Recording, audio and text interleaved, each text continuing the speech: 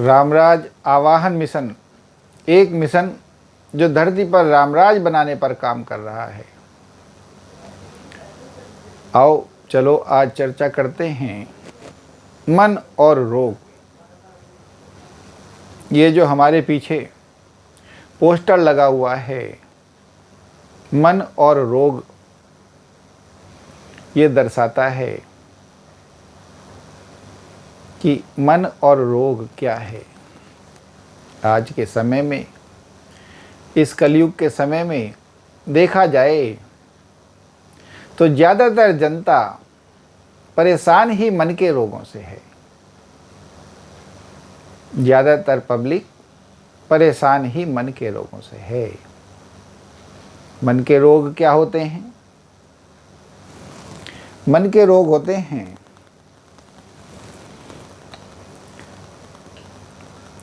Blood pressure, depression, sugar, नर्वसपन। और ये जो बीमारियां हैं इंसान को बेकार कर देती हैं।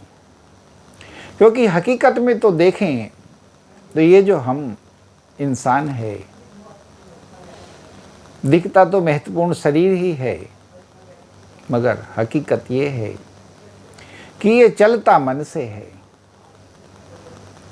अगर मन स्वस्थ हो तो ये भी स्वस्थ हुआ रहता है, और मन अस्वस्थ हो जाए तो ये शरीर भी कितना ही स्वस्थ हो मगर अस्वस्थता ही महसूस करता है। तो मन के रोगों का बड़ा भारी महत्व है, और आज के समय में ज़्यादातर लोग इसी से पीड़ित हैं। ब्लड प्रेशर से, डिप्रेशन से, शुगर से, नर्वसपन से।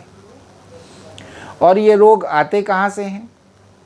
देखा जाए तो मन के 5 विकार हैं: काम, क्रोध, मद, मोह, लोभ।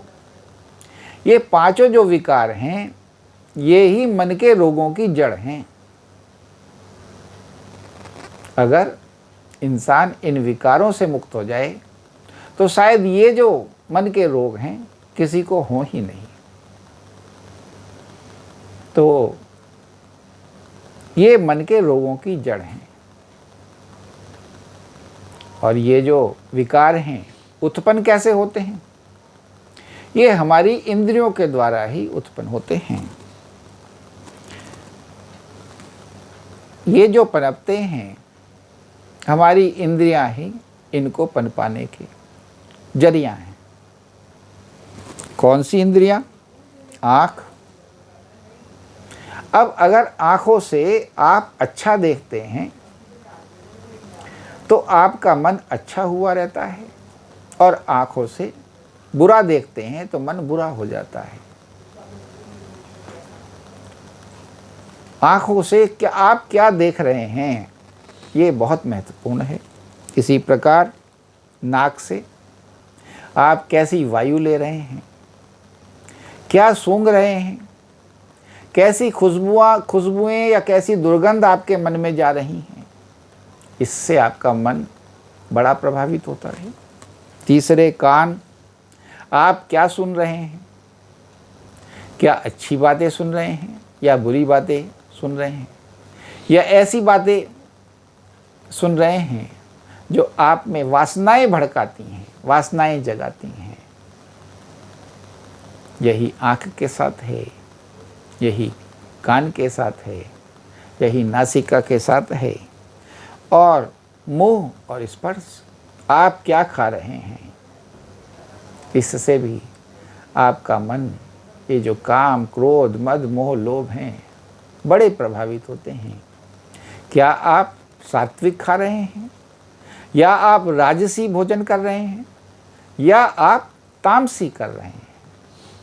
इन्हीं से आपके मन में सत या रज या तम ये पैदा हुआ करते हैं।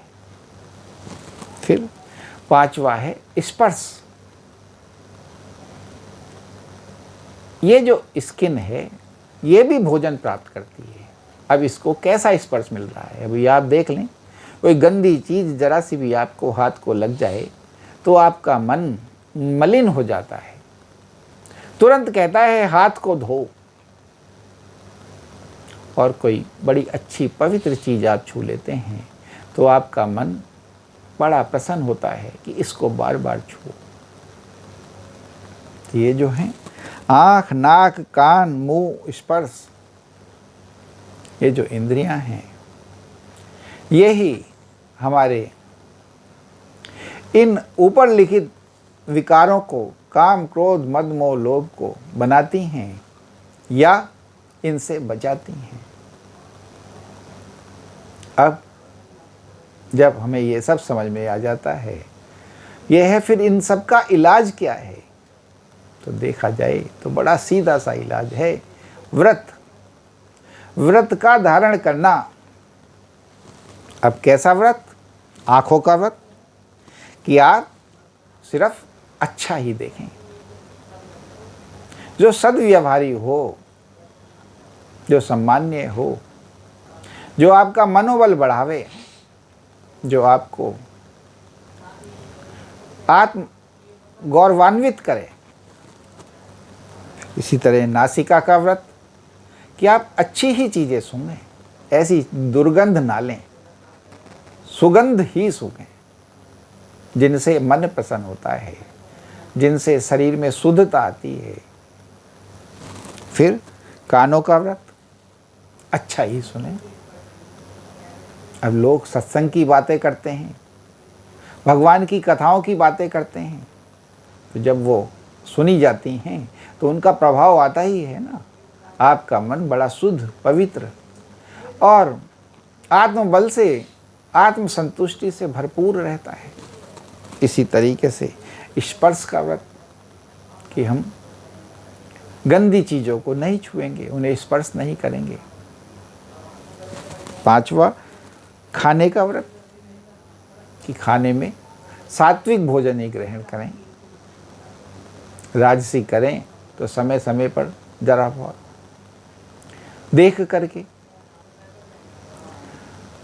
तो अगर इन सब चीज़ों का ध्यान रखा जाए तो हम मन के रोगों पर काफ़ी हद तक फतेह पा सकते हैं, उनको जीत सकते हैं, उनसे बच सकते हैं।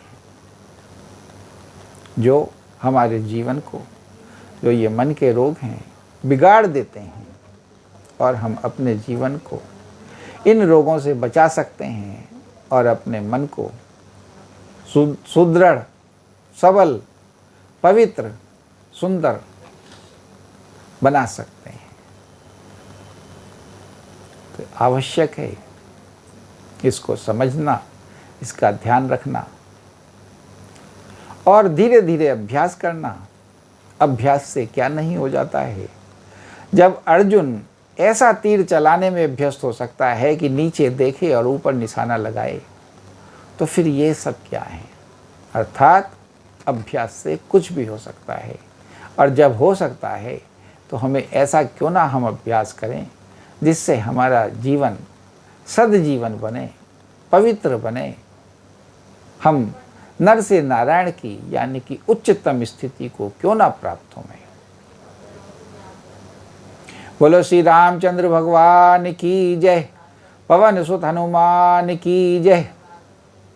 अब जैसे ये हमारा वीडियो है, हम आशा करते हैं ज़्यादा से ज़्यादा लाइक करें, शेयर करें, सब्सक्राइब करें, फॉलो करें, कमेंट करें और बेल आइकन दबावें, जिससे ये जो हमारे सद्विचार हैं, सुविचार हैं, जो सद्मार्ग पे ले जाने वाले हैं, जो जीवन को सद्जीवन बनाने वाले हैं, जो आपको नर से नारायण बनाने वाले हैं, जीवन का उद्धार करने वाले हैं, जल्दी से जल्दी लोगों के पास पहुँचें और लोग इसको समझ समझ के अपने मनों में उतार सकें और इनका अभ्यास करके इन्हें सिद्ध कर सकें और अपने जीवन को सफल बना सकें।